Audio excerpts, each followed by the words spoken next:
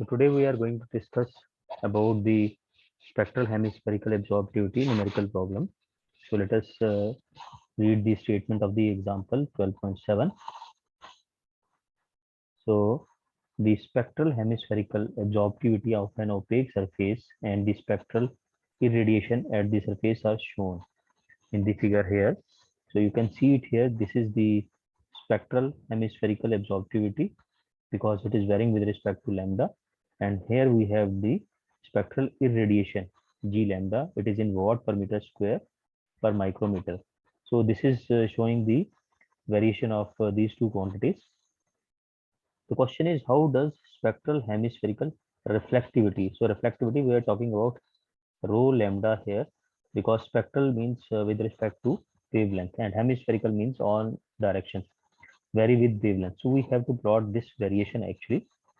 And there is one more thing that you have to see it here. This is an opaque surface. Opaque surface means for it the transmissivity value is equal to 0.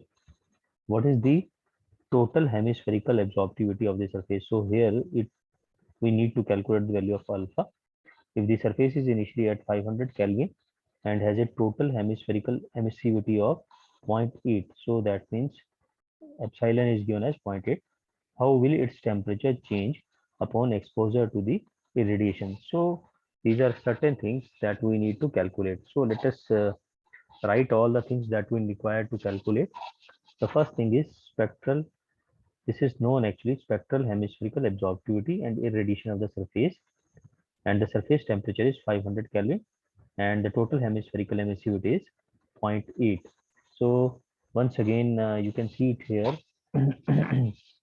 The diagrams are shown here. This is G lambda and this is alpha lambda.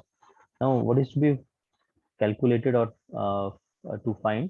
The first one is the spectral distribution of the reflectivity. So rho lambda is to be plotted actually. Its plot is required. So the second one is the total hemispherical absorptivity. That means alpha is required to be calculated. And third one is the nature of the surface temperature change. That how the temperature will change, whether it will increase or decrease.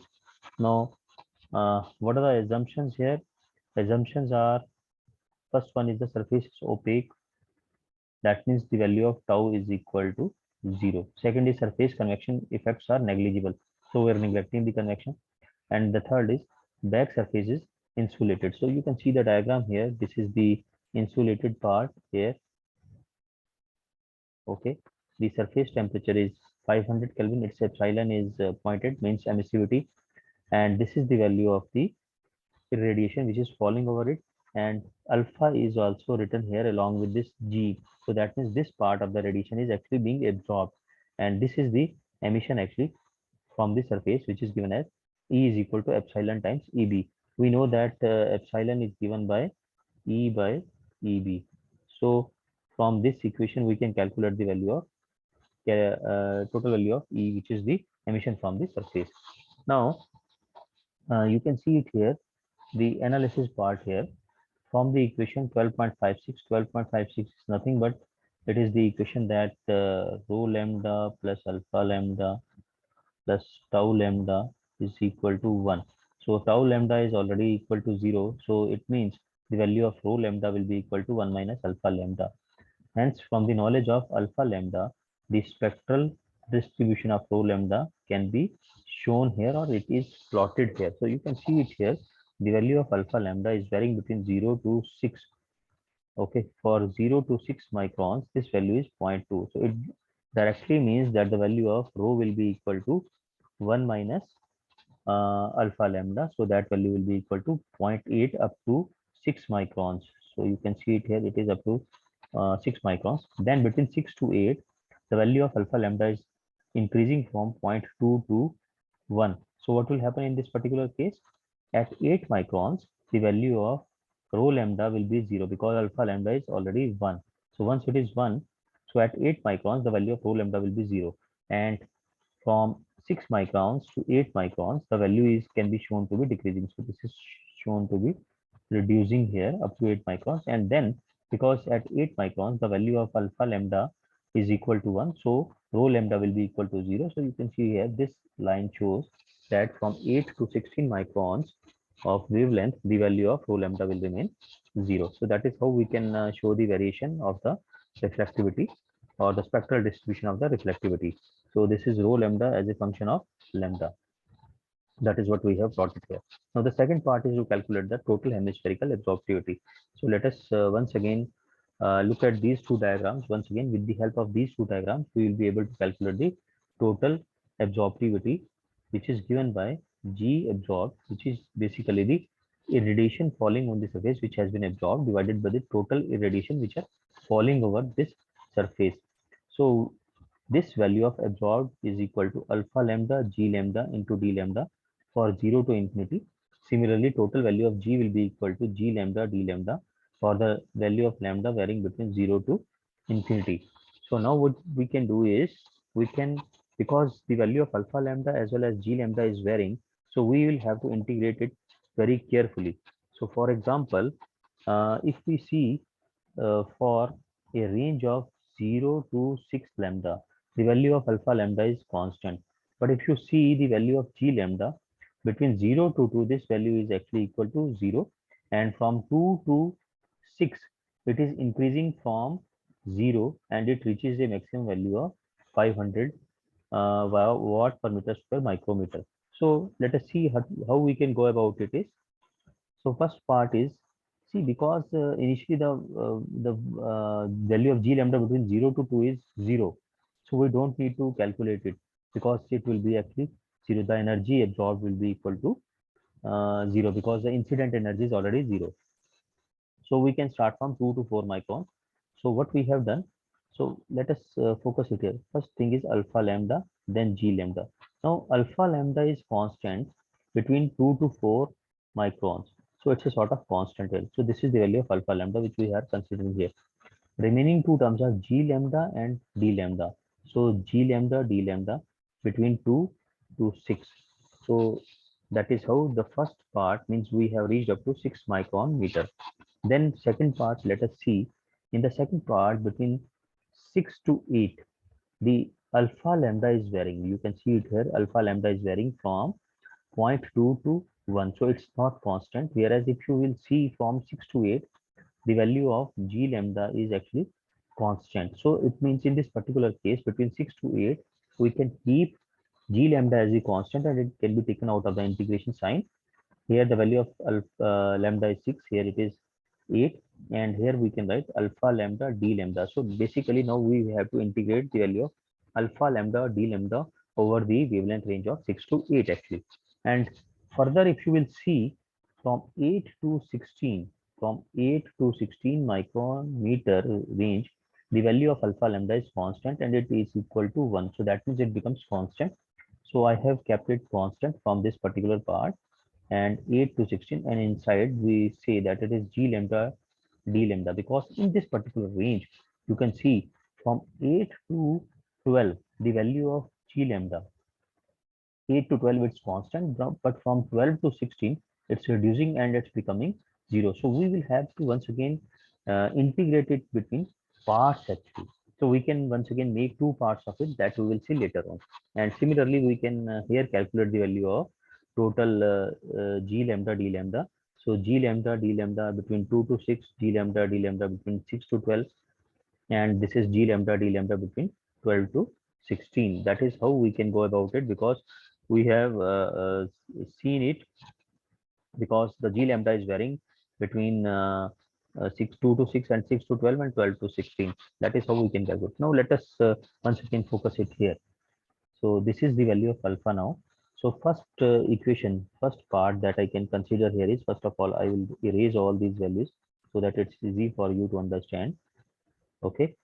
So once again, okay. Now what I will do, I will go for the first part here. So it's 0.2, and I have to take this range from 2 micron to 6 micron. So, and I have to see the value of G lambda. So between 2 micron to 6 micron, you can say that the G lambda is increasing from 0 to 500. So it's basically G lambda D lambda is a sort of triangle here. So I have to calculate this particular area of the triangle here. So you can see it here.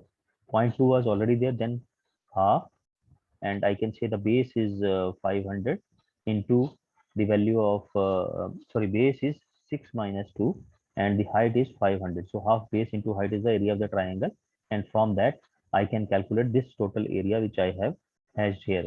Then let us move to the second part. 500 is already there, so 500, and then alpha lambda d lambda. So alpha lambda d lambda, once again if you will see this alpha lambda d lambda here, this is a triangle, and to calculate the value here I have to go for the area of the triangle, which will be half 8 minus 6 into 1 minus 0.2 actually. So that will be the height. So this is 1 minus 0.2 and it is 8 minus 6. So so you can see it here. It is 500 into 0.2. Okay, so we have to take this area also, which you can see this also has been considered here. So 500 was the value between, this is the value of 500 between 6 to 8 microns, that is constant. Then 0.2 into the area of this rectangle, 8 minus 6 plus 1 minus 0.2 into half into 8 minus 6, and already this 500 is already there outside this bracket. You can see here, this is the bracket here. So this gives us the area, uh, uh, this gives us the value of this integration actually. Now let us move to the next part. It is the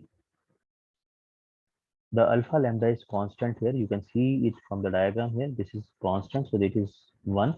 So it's written here 1 multiplied by, if you will see between 8 to, now you see between 8 to 16. If you see this range, 8 to 12, so it's the area of a rectangle actually. So this is the area of a rectangle. Okay, so you can see it here. So it will be 500 into 12 minus 8. This is the first part, and then 1. The remaining is the area of the rectangle here. So once again, it is 16 minus 12. So 16 minus 12 is the base multiplied by height, which is 500 into half. So that is how we calculate this value of g lambda d lambda, and divided by, this is the range. Now we have now just to focus on only one thing, which is this diagram, which I am just rubbing the various things so that it's easy for us to understand it. So you can see it here, divided by uh, between 2 6 to 2. If you see 6 to 2, it is area of a triangle from this diagram. So it is half into 500 into 6 minus 2 plus, then it's a rectangle between 6 and 12. So 500 into 12 minus 6, this is the area of the rectangle, plus then between 12 to 16, this radiation can be calculated. The radiation can be calculated from the area of triangle, half 500 into 16 minus 12. So when we will calculate this value, you can see here it is the first is 200, then 600, then 3000, and this is the total value, which is 5000. So 3800 divided by 5000, and the value of the absorptivity alpha, this is the average value of the absorptivity alpha, which is equal to 0.76 over the wavelength range from 0 to 16 for the given value of the spectral irradiation on the surface. What is this G lambda? G lambda is spectral irradiation. So that is how we can calculate this value of alpha, which is the total hemispherical absorptivity, or simply I can call it as absorptivity also. So total hemispherical means, total means over all range of the wavelengths, and hemispherical means in all directions actually. Now the third part is to calculate what is the, you can see here, what is the nature of the surface temperature change. So here one very important thing is shown here. We have already calculated the value of the irradiation, and this part is actually absorbed, this part is absorbed, and this part is emitted actually. And uh, so what we can do is we can see the value of alpha g. So net convection effects has been neglected here. The net heat flux to the surface is given by, see, this is the absorbed part. Okay, the remaining has been reflected, so we are not worried about the reflected part actually. Okay, So we are talking about the absorbed part, because absorbed part will be responsible for the change of temperature, and simultaneously the surface is also emitting certain amount of the energy. So subtract that energy so that we can know that how much energy is actually remaining with the surface, whether it is in the positive or whether this value comes out to be negative. If it comes out to be positive, that means the surface is emitting less amount of the energy, and the amount of energy which is absorbed by the surface is more.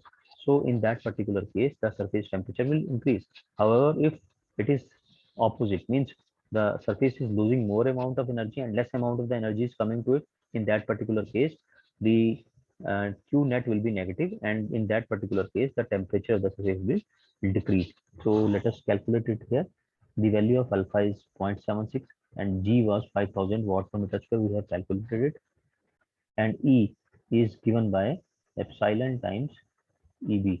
So zero point 0.8 is the value of the epsilon. It is already given into EB is sigma T raised to power 4. So 5.67 into 10 raised to power minus 8, and this is the T raised to power 4.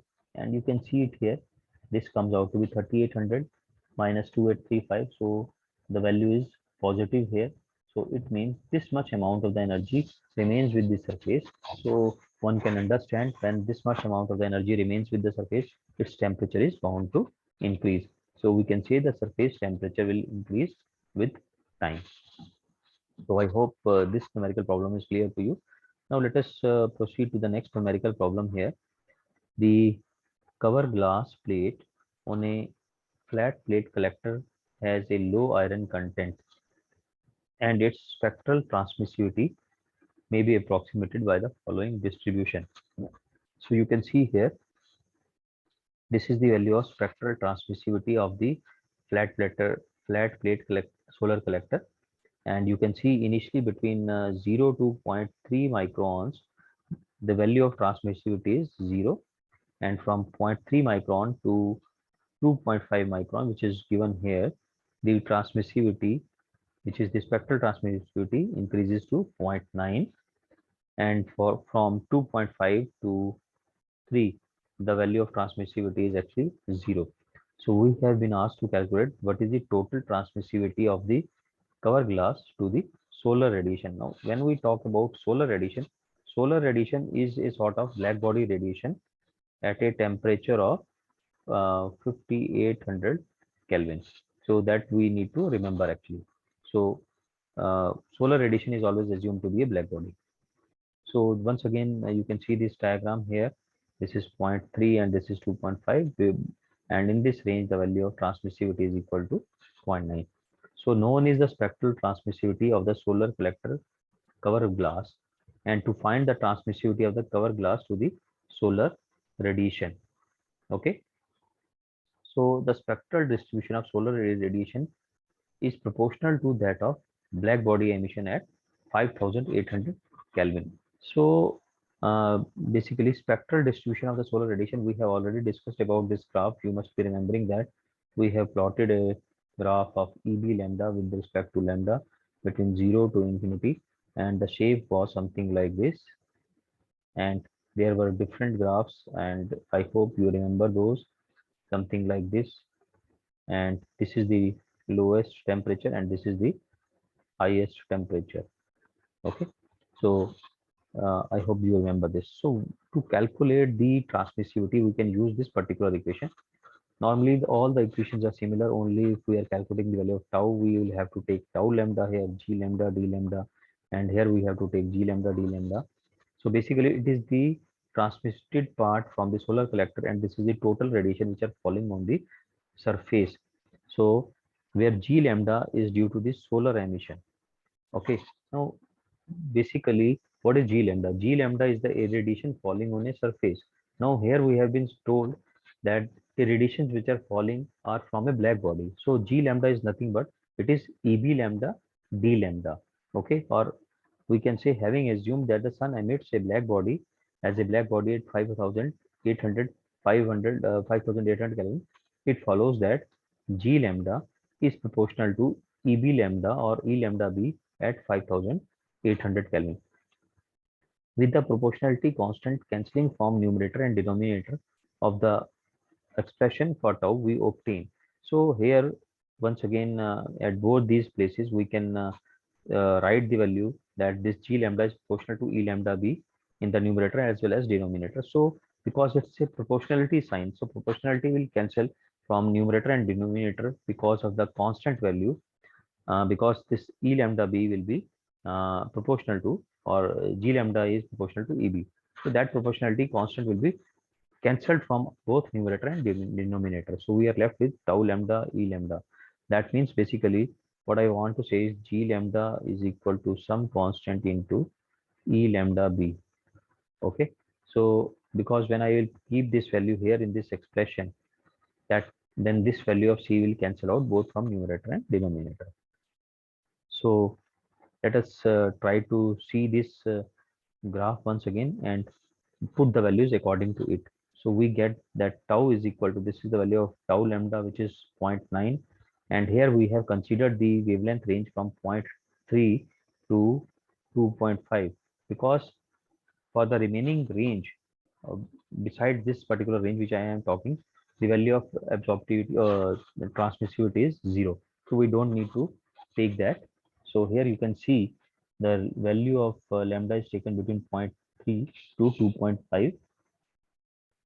EB lambda at 5800 Kelvin into D lambda divided by, this is the value of EB at 5800. So you can see it here. Here we have calculated the value of, written that it is EB lambda at 5800 Kelvin into D lambda. But when we calculate this from this curve, this is the total value. And when we calculate this value, this becomes EB. Okay, so that is why we are writing it as EB. And you know that this value of EB is equal to sigma T raised to power 4. So now what we can do is we can do it in parts actually. How we can go about it? We can say that tau is equal to 0.9. Now this value is, I can say that uh, this becomes a fraction actually. This becomes a fraction as we have talked about the band emission. So it's a sort of band emission. So we have to calculate two values. First, we will have to calculate fraction of energy falling between 0 to lambda 2, means from 0 to 2.5. And then we can calculate the energy falling between 0 to 2.5. And when we will subtract this value, from this bigger value, we will be able to calculate the fraction of energy which is being falling between this particular range actually. Okay, so this is how we can write this value of tau from this equation. Now what we have to do, what is 0 to lambda 2? For calculating this value of fraction, we need to calculate the value of lambda and lambda into t, multiplication of lambda into t. So lambda 1 is given as 0.3 and t is 5800. So I can calculate lambda 1 T is equal to 1740 micron meter Kelvin. And if you remember exactly, we know there is a table from which I can directly read this value. And now I am not showing you that particular table. In the previous lectures, I have already talked about it. So this value is actually 0.0335. Similarly, corresponding to a value of lambda equal to 2.5 and temperature equal to 5800 Kelvin, lambda 2T is equal to 14,500, and this fraction value is 0.9664. So you can see it here. I can use this value, and now you can see the total value of transmissivity comes out to be 0.84. Now this is total hemispherical transmissivity. Okay, so it is important. What is the comment here? It is important to recognize that the irradiation at the cover plate is not equal to the emissive power of a black body at 5800 Kelvin, because G lambda is not equal to E lambda B. So that has to be actually considered, because E lambda is the only emission which is coming here. So there can be some energy which is reflected from some other surface and it is falling on it. So both are not equal. Okay. So it is simply assumed to be proportional to this emissive power, in which case it is assumed to have spectral distribution of the same form. Okay. So spectral distribution of G lambda is similar to that of EB lambda, which I have drawn.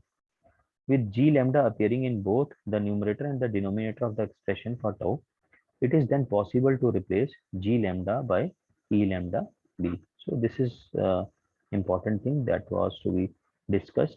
So I hope these two numerical problems are clear to you. In the next class, we will study about the Kirchhoff's law.